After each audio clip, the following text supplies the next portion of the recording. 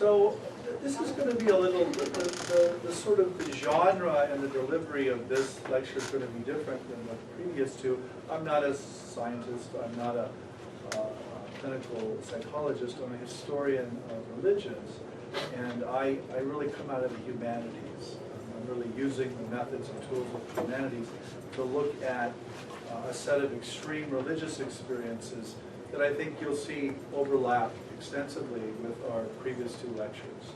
There's a lot of electromagnetic stuff going on in my main subject here, and there's even some stuff in here I think that really help us to think about Ed's material. And one of the ideas Ed just threw out at us and didn't really pursue is that precognition might be the only actual paranormal ability.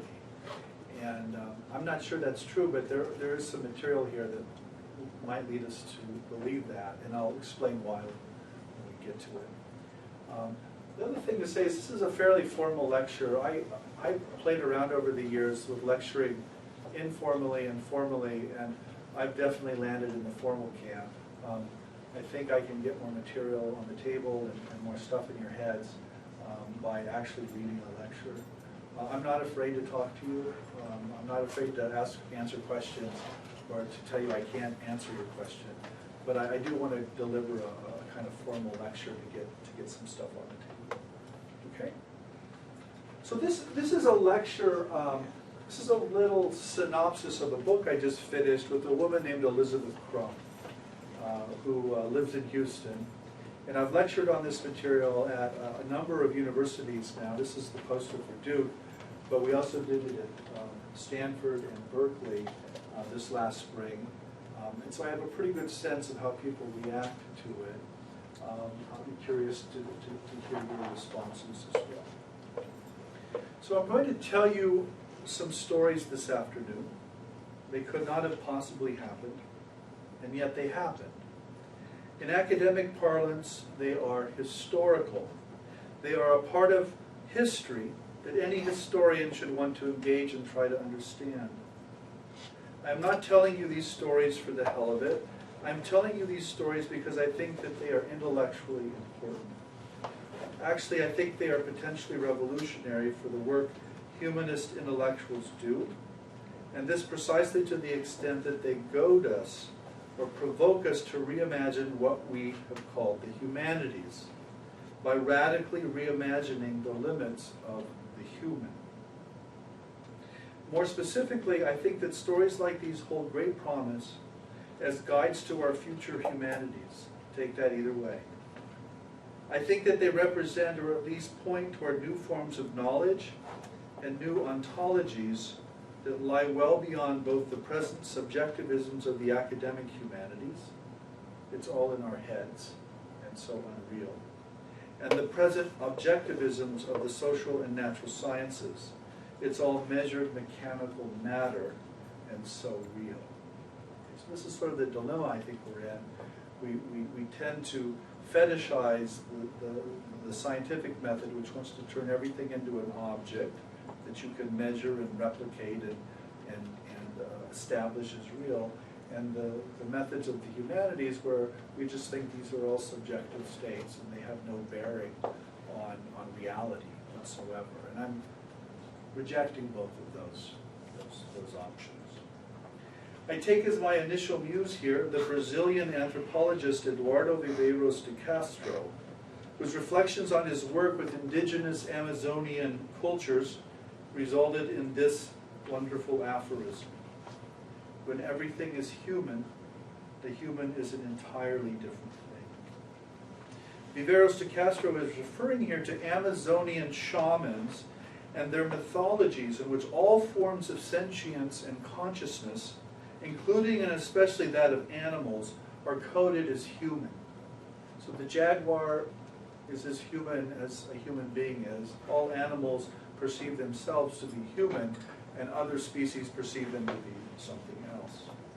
I'm not quite using the phrase in the specific Amazonian sense, but I will indeed be suggesting that what we think of as consciousness is essentially cosmic, and therefore also non-human, or perhaps better, transhuman.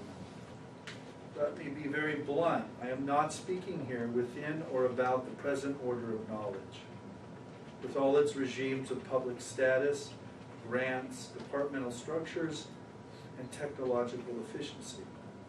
I am speaking of a set of human futures of which I catch passing glimpses in my sources but cannot establish in any clear way. I am also speaking frankly of a certain professional embarrassment, but one of astonishing possibilities. I am willing to be embarrassed. I am willing to be your fool for this. If my previous experience lecturing on these matters, specifically on Elizabeth, is any measure, different listeners will silently invoke one or two simple strategies within an extremely limited range of responses. 3 of these responses are essentially defense mechanisms, designed, I assume, to protect ourselves from the vast implications that these stories encode and release upon the listeners. Even these defense mechanisms are useful, however, as long as we are aware of what we are doing. I've encountered only 4 possible responses. I'll come up with a 5th of them. The first response is what I want to call the hoax. Some of us will label such stories as made up, fictitious, or simply fraudulent. These labels will usually be silent and polite ones, but I have also heard them uttered out loud after such a lecture. This response boils down to this: she is lying. He made it up. It didn't happen. Such a response is often effective because it is comforting. It works to protect the assumptions of the person making it, which usually boil down to some form of scientific materialism, historicism, or social constructivism. It is at base a conservative response. It also works, of course, because there are hoaxes and fraudulent cases. But as the mathematician Kurt Gödel realized in his own fascination with the paranormal, a fake is often a fake of something real. Second, some of us will accept the honesty of Elizabeth's personal narrative, but think that such a story is a complex construction of some kind of cognitive dysfunction, neurological blip or delusion, some fault of memory, some confusion of dream and reality, some hallucination or mythology, some personal or historical trauma, or most generously, some statistically predictable coincidence that was inappropriately isolated and emphasized as magical or special. In other words, weird things happen all the time, but they're statistically insignificant, and Elizabeth has somehow just picked up on a few of these and claimed them. This too is at base a conservative response, since it protects and leaves unchallenged the assumptions of the respondent. It is no doubt appropriate and correct in some cases and instances, although it should always be kept in mind that psychopathology and experiences of transcendence are by no means mutually exclusive conditions. They go together quite well. In other words, somebody can be psychotic and actually be experiencing something very, very real that the rest of us can't pick up. Third is what I call the distraction. When the stratagems of the hoax and the honest misperception fail us, some of us will let the story stand, but we will not allow ourselves to think about them or follow their implications down the proverbial rabbit hole. We will cognitively wall them off. We will forget about them. We will move on. We will drive home and have a beer, or watch a sitcom, or go eat breakfast, or feed the cat, or let out the dog. We will, in effect, distract ourselves, and so reset the dials to normal. This is not an intellectual response. It is a psychological or existential strategy, and it works quite well. Finally, the sign.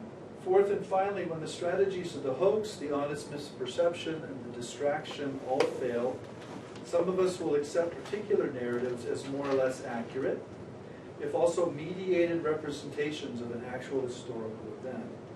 and we will experience something between marvel and fascination. We will hear them as encouragements to think and imagine anew. Please note that this fourth response does not exclude us from invoking the first three where and when appropriate. There are hoaxes. There are honest misperceptions. And sometimes we just need a beer or breakfast. Perhaps not together, though. That's probably a bad idea. Nor, please note, need such a fourth response exclude any of the established methods of our training. I am not then asking you to give up anything. I am asking you to consider adding something, or perhaps better, I am asking you to consider that training as a set of tools and not as a closed list of absolute truths. Okay, I'm going to, I think, just talk casually through this section here called the first step. And I'll explain why it's called that in a moment. But it really comes out, my thoughts here come out of this book. This is a book I wrote 7 years ago now, it's on intellectual history of the paranormal. And it attempts a number of things. One of the things it tries to show is that contrary to what a lot of people think, the categories of the psychical and the paranormal did not originate in the tabloids. They did not originate in horror movies. They were all invented by intellectuals and scientists at the end of the 19th and early 20th century in places like Cambridge and Harvard and Duke. So there's a real clear academic pedigree to this inquiry. And the other thing that the book tries to show is that if you really want to understand what a paranormal event is about, you should not necessarily be looking for mechanisms. Paranormal events are not about mechanisms. They're about meaning. They're about generating meaning at a particular point in a person's life. And so this is why the humanities, I'm arguing, are the more appropriate way to get at what the paranormal is about. The sciences will always look for causality, it will always look for mechanism, it will always look for a material mechanism. And it seems to me these events are not about any of those things. They're about generating meaning or purpose or a new cultural narrative that's wanting to sort of come into being.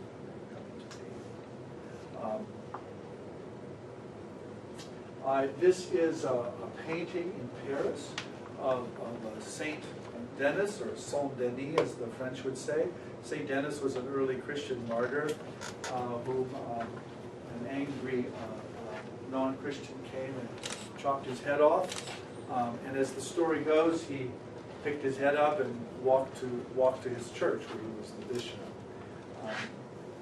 Freud and Jacques Derrida, two sort of giants in the humanities, both used this story to talk about telepathy or what Freud called thought transference. Freud was actually very interested in paranormal phenomena and essentially thought thought transference was a real thing.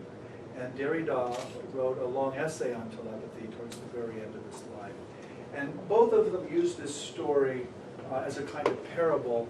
And basically the parable was, once you let go of the idea that consciousness is in your head somewhere, once you let go of your head and take that first step, everything changes. Philosophically, everything changes immediately. We tend to think that we exist somewhere, in this bony skull between the ears, and so all of this paranormal phenomena doesn't make any sense because we locate consciousness in this box.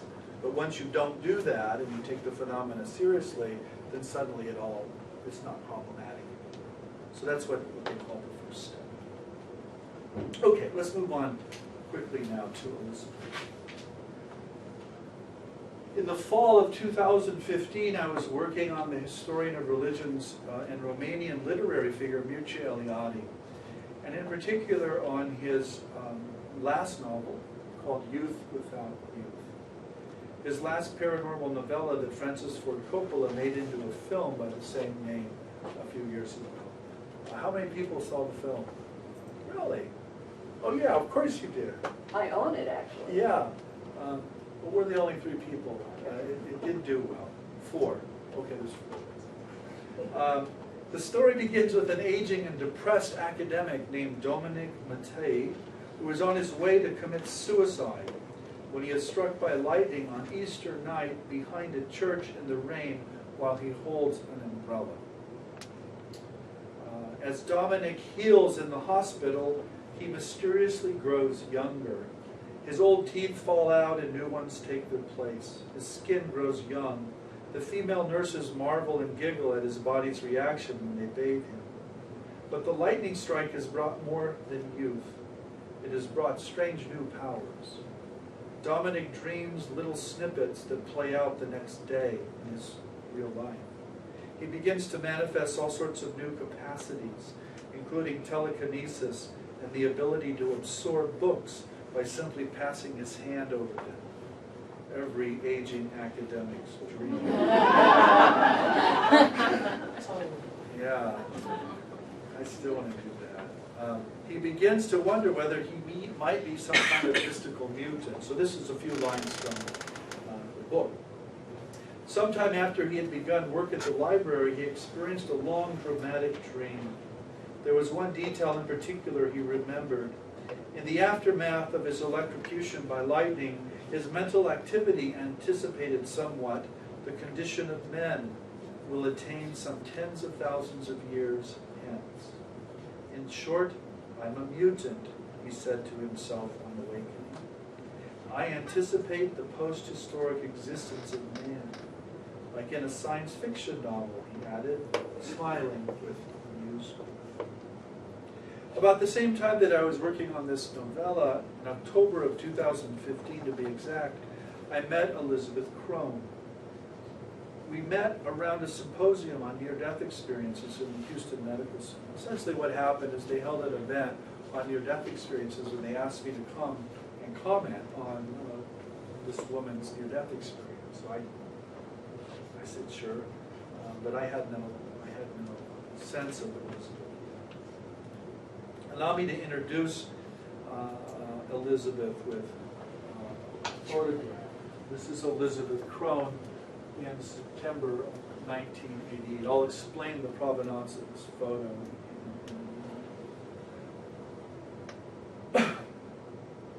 This photograph, in fact, is a historical trace. It was taken just before she herself was transformed into a mystical mutant. This photograph was taken in haste on September 2nd, 1988. Elizabeth's husband was away on business. Immediately after this photograph was snapped by an automatic camera, Elizabeth got her two boys in the car and rushed to her Houston synagogue, Congregation Emmanuel, which happens to be just across the street from Rice University, about 3 blocks from my office. Elizabeth was attending a service in honor of the first anniversary of the death of her beloved paternal grandfather, Jean-Albert Duval. Although the sun was shining over Houston, it was raining in the synagogue neighborhood. She got out of the car. She was holding an umbrella in one hand and the little hand of her 2-year-old son, Jeremy, in the other. She was conscious of the rain and her clothes. She had just spent an inordinate amount of money on new clothes and some very expensive shoes. So you can't see the shoes, but this is the dress. Actually, what happened is she went to a department store in Houston and spent an extraordinary amount of money on the suit and the shoes that she was very much attached to, but she knew she couldn't afford any of it, so she hid the outfit and the shoes from her husband, and when he went on a business trip, she got them out to go to the synagogue. So that's why she's wearing this, is because she can, and she didn't even know why she did this. She didn't even know why she bought these shoes and this dress. Then it struck her, literally, the lightning. So she gets out of the car, she's holding her boy, and she gets walloped by actually 2 lightning bolts. First, a little lightning bolt came down and paralyzed her hand, the umbrella, and then a big lightning bolt came down and just whacked her. She kept walking anyway, right into the synagogue. She realized, though, that something was not quite right. She looked down and noticed that her feet were floating a few inches off the ground. Never a good sign. She looked back into the parking lot and saw her body lying in the rain, and her 2-year-old son screaming his head off. His little eardrums had burst, her beautiful new shoes were fried, and the umbrella was still on fire in the rain. An extremely elaborate near-death experience followed that involved a moving conscious light. It was kind of a glow that guided her, a speechlessly beautiful garden, and fantastically colored alien landscape with multiple moons or planets. A sense of absolute unconditional love, skin grown young and perfect, and a long telepathic conversation with an invisible presence whom she experienced as her grandfather, but who she suspected was really God. He told her that if she chose to go back, she would have a daughter, a future soul who had already chosen her as her mother. Her total experience on that alien planet lasted 2 weeks. Here on Earth it lasted at most 2 minutes. So she was only out here about 2 minutes. And her experience in this other world was 2 weeks. And she has a reason for saying 2 weeks, so we don't want to get into all of that. I will not actually get into all the details of the MDE, as these are extremely elaborate and possess, as such details often do, deep taproots into her personal life and her past. We are presently actually finishing a book on this, her childhood and adolescence, her early adult life, her near-death experience, and the multiple teachings that, emerged from it. So she was told all kinds of things in this garden that she then came back and over many, many years realized that she needed to begin teaching. These teachings include a firm conviction in the reality of human immortality. We do not die, as she says. The seeing of glowing colored lights or auras around the human body. The presence of a divine double or angelic guide with whom each soul eventually merges after many lives. And finally, the spiritual process of transmigration or reincarnation towards this same angelicization of the human. Each of the teachings of this garden next door find deep precedence in the Jewish mystical traditions, including the angelic mentor and the centrality of transmigration. The longer version of this lecture, I return to all of these points in the Jewish mystical tradition. I'm not going to do that here because we don't have it.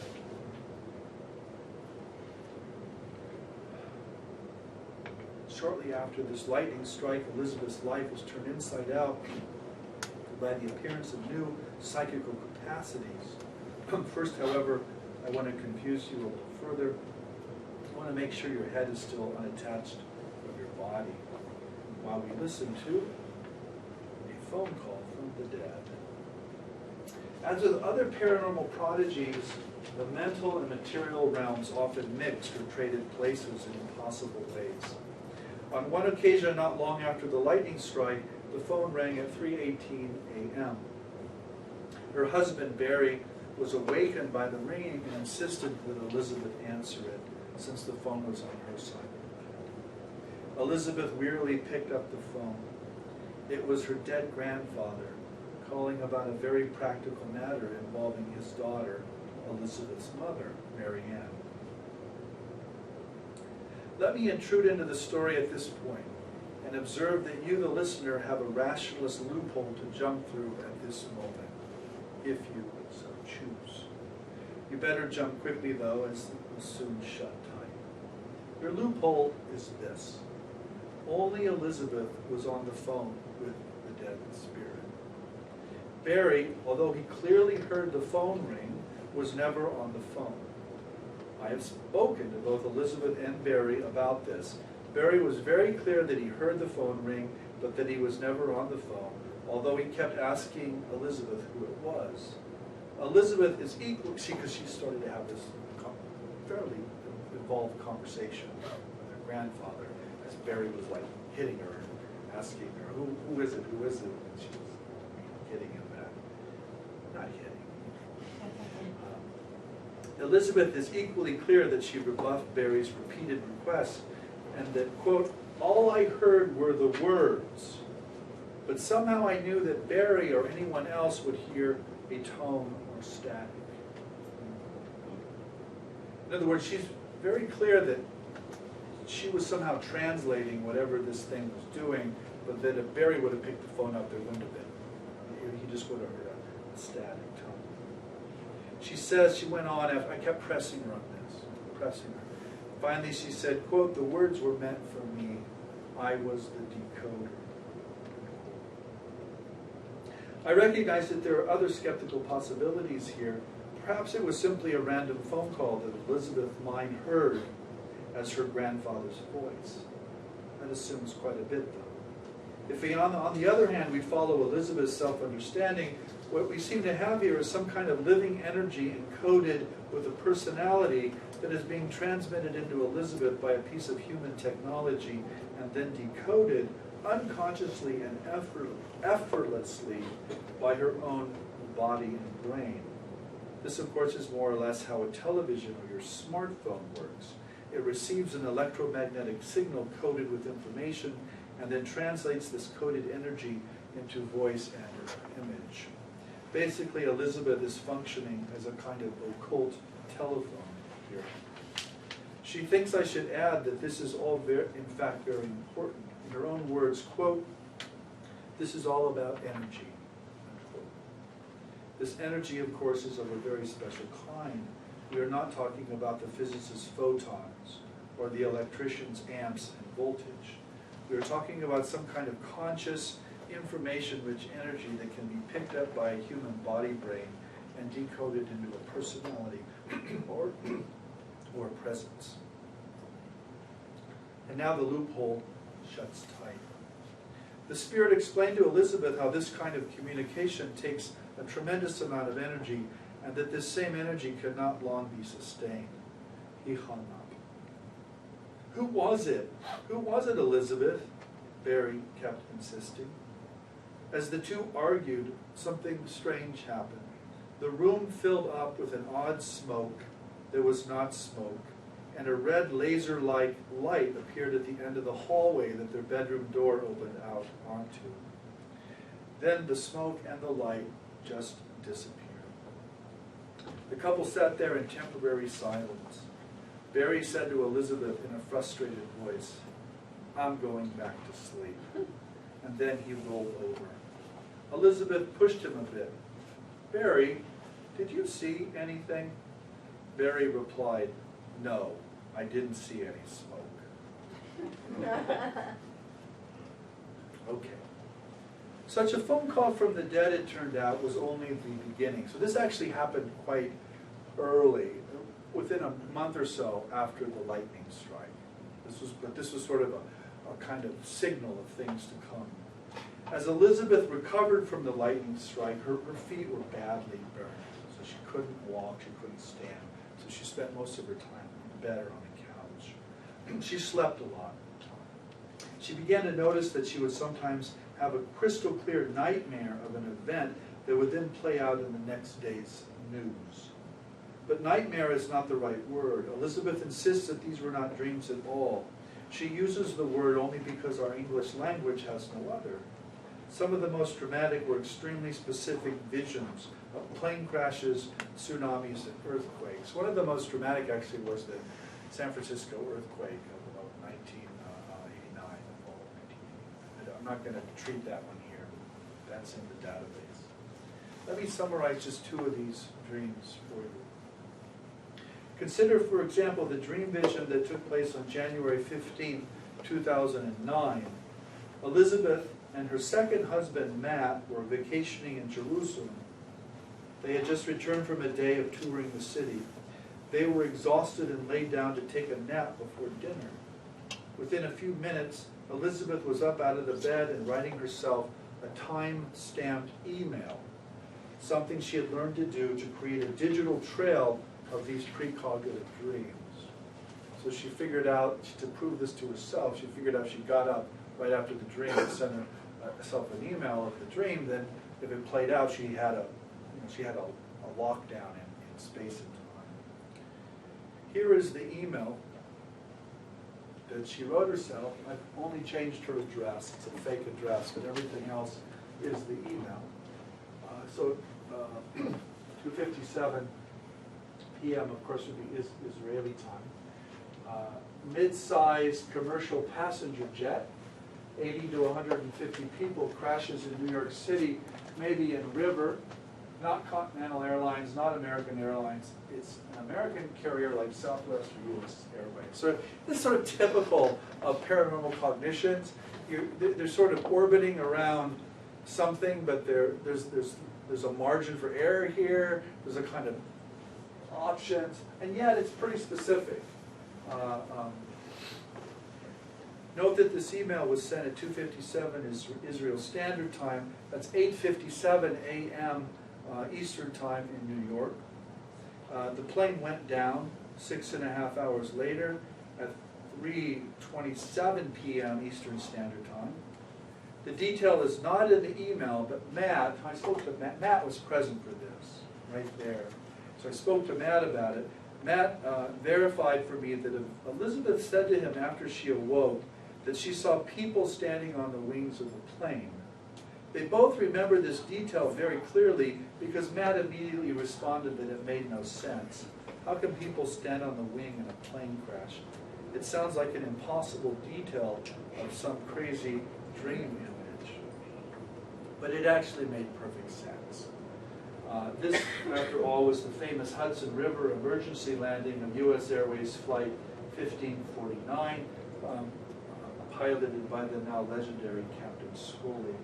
There were 150 passengers, which is what she had said, between 80 and 150, and 5 crew members, so it's a little over that, for a total of 155 survivors. There were 100 injuries, 5 of them serious, but none fatal. The second such dream occurred on the morning of February 2nd, 2015. Here's the actual email again. So Elizabeth wakes up. It's now 5:52 a.m., so this is after a pretty good night's sleep. And she writes, passenger plane with propellers, pretty specific. Plane is white, foreign airline, maybe Asian, crashes in a big metropolitan city right after takeoff. Right wing of plane pointed straight up right before crashing. Most on board killed, but some survivors. There's a lot of detail in there, pretty specific. The dream of vision, this dream occurred about a day and a half before the actual crash. On February 4th, 2015, excuse me, TransAsia Airways Flight 235 crashed soon after takeoff. So she got all that right. It's an Asian airline. Crashes after takeoff, crashes in a metropolitan city. The right wing is pointed straight up as the propeller plane strikes a cab on the highway and crashes into the Keelung River near Taipei, Taiwan. This famous picture of the crashing process is exactly the image Elizabeth saw in her precognitive dream. And that's a significant point. I just want you to keep in mind. I'm going to return to that. Actually, I'm going to return to it right now. Okay, analysis. All right. So we have 26 of these emailed dreams, and we think about 12 of them, 12 to 15 of them are pretty clear hits. The rest we don't know, because we don't know everything that happened in the world in the next 48 hours. But there's about a dozen of these 26. I've shown you two of the most dramatic. There are others like this. Now, here's what I have to say about this. Again, not as a scientist or a parapsychologist, but as someone who thinks about texts and thinks about religious experience and thinks about human beings. The first thing I would say is that it strikes me that in these two cases, what Elizabeth was actually dreaming was not the historical events themselves, but the media events. Her dreams, after all, were virtually identical to the images that appeared on television sets and the internet all over the world the next day. What exactly was Elizabeth seeing here? Was some part of her at the actual future crash site? I mean, what the typical spiritualist interpretation would be is that she has somehow left her body in sleep and she has floated or flown to this space and time in the future, and she's hovering somewhere watching the plane crash, right? That's sort of that would be the typical kind of religious answer, but I don't actually think that's what's going on here. She could have also have been, of course, in the head of one of literally billions of people in the near future looking at the photographs on the internet or on the news. Actually, what I think is happening here, and this is go back to Ed's point about precognition might be the only form of psychic ability, is that what she's actually precognizing is her own viewing of the media event in the next 24 to 48 hours. And that her mind, her dreaming mind, is then transforming that precognition into this elaborate plane crash event as a dream. So you have this sort of fusion of something paranormal going on, this cognition, this kind of retrocausation from the future, as it were, but you also have the mind, the human mind, producing essentially a religious narrative that is more dramatic still. And I think we have to tease these things out to understand what's happening. There are other matters to address here, including something called the file drawer problem. This is where I address parapsychology a little. The file drawer problem is the fair observation that a researcher or writer about such things, such as myself, might be dealing with dozens, even hundreds of these dream visions, but only report or put in a public lecture the ones that played out and produced positive results. What does that say, Will? Time for questions. Time for questions. Okay, I'm almost done. The result is a false impression of accuracy, and what one really possesses is a complex picture of multiple hits and misses. I take this objection seriously. There are responses, but they will not satisfy the ideological debunker committed to a materialist ontology. Elizabeth, for example, estimates that she has had between 30 and 40 of these nightmares over the last 3 decades. I have personally worked with, I said again, about 12 to 15 of these. Each of these dreams was a clear hit in the sense you saw above, even if one of the nightmares occurred a few hours after the plane crash. I have not worked with the others yet in any great detail, but even then we had a very strong hit rate. But such an observation is already a surrender. This is my main point, actually. Such an observation is already a surrender to the statistical model of truth being assumed here. I wish to query and deconstruct this epistemology, and with it the so-called file drawer problem. It is only a problem, after all, if one is operating with a model of truth that reduces truth to statistical patterns, and so flattens, really erases extraordinary experiences like those of Elizabeth as anecdotal anomalies, unworthy of our attention. Just find enough negative results in the file, and the positive results will cease to be statistically significant. This is where I simply part with the scientists, as I do not think that all truth, and particularly religious or philosophical truth, can be determined to any kind of metrics or measuring. Math is not the point. Meaning is the point. Accordingly, statistics is not the most adequate model of analysis and knowledge. Put more precisely, I think that sometimes an extremely rare event, or an absolutely unique one, with no possibility of corroboration in a controlled set of experiments, or in anyone's file drawer, can be deeply significant from a religious, historical, or philosophical perspective.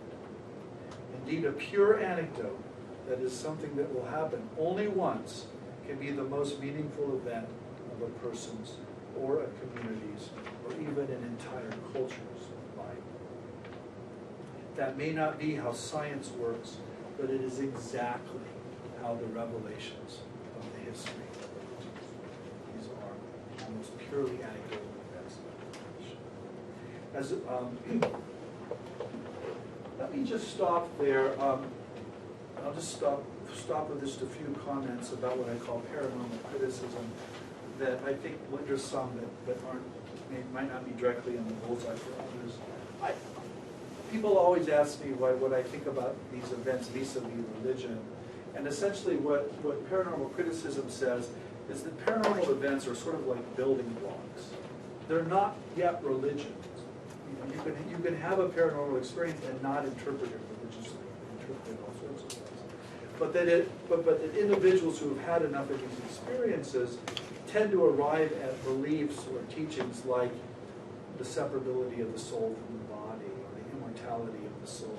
And then those beliefs then can be built up into bigger systems, and then those systems can attract rituals, art, and institutional structures, and eventually you get religion.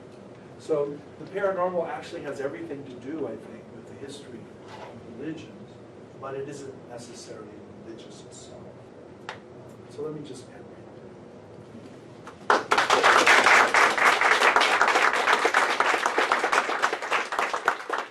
We do have time for about 2 or 3 questions. Yeah. So you were saying of like the 26 dreams that she had about 12 of them were hits. And you were explaining it by maybe being precognition.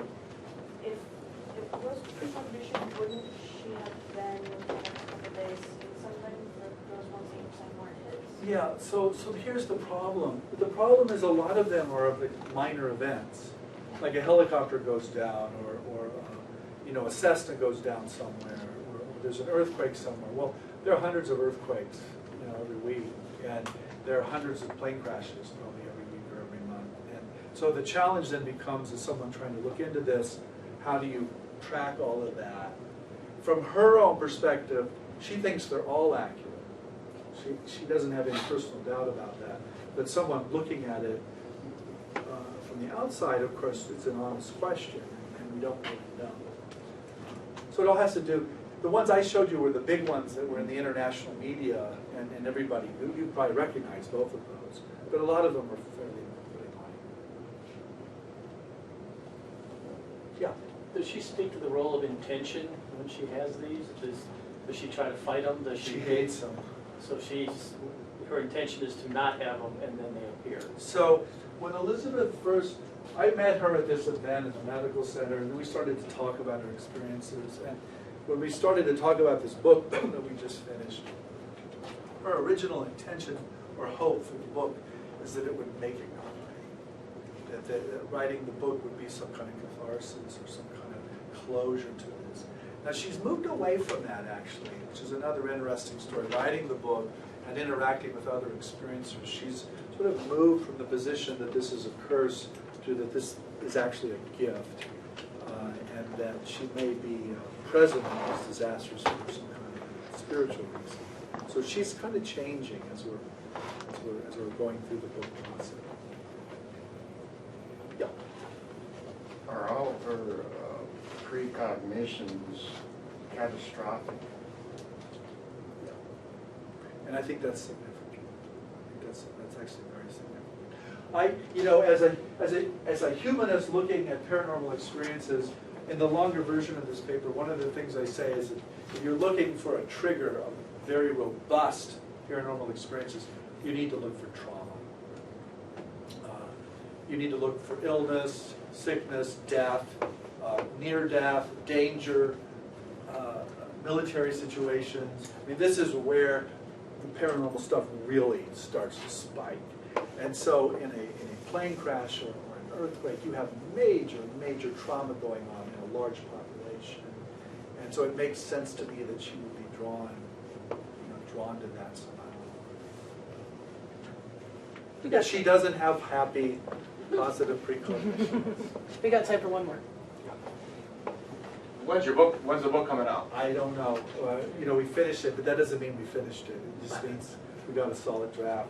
We got to find somebody to pick it up. So probably a year or so. Can I sneak a quick one in? Yeah. In the Houston visit, were there others with NDEs that were caused by lightning strike? Or was she the only one? Okay, so the lightning strike, this is The where. reason I say that, because I know of a psychic that was struck by lightning, and that's what started her gift. So this is where I think something like the history of religions can actually be very useful. A lightning strike is a classical way that someone becomes a shaman in Native American traditions. The indigenous traditions have recognized lightning strikes a long, long time ago. And if you look at the history of psychics and stuff, you often see something like this, or a head injury, or some kind of, again, trauma to the brain or the spine. But the lightning is just such an extreme event. And I didn't tell you, but she became electrically sensitive. I was telling Brandon, after the lightning strike, she became synesthetic. So synesthesia, she started to perceive things in sort of mixed ways. And she couldn't wear, she still to this day can't wear things like Fitbits and electronic watches. They just go haywire. And she just has to take them out. She went through 4 Fitbits before she gave up. So she's very much in this line that is electrically. She can feel, sense power in walls and all kinds of. And it's not a happy thing for her. She doesn't. These are not things she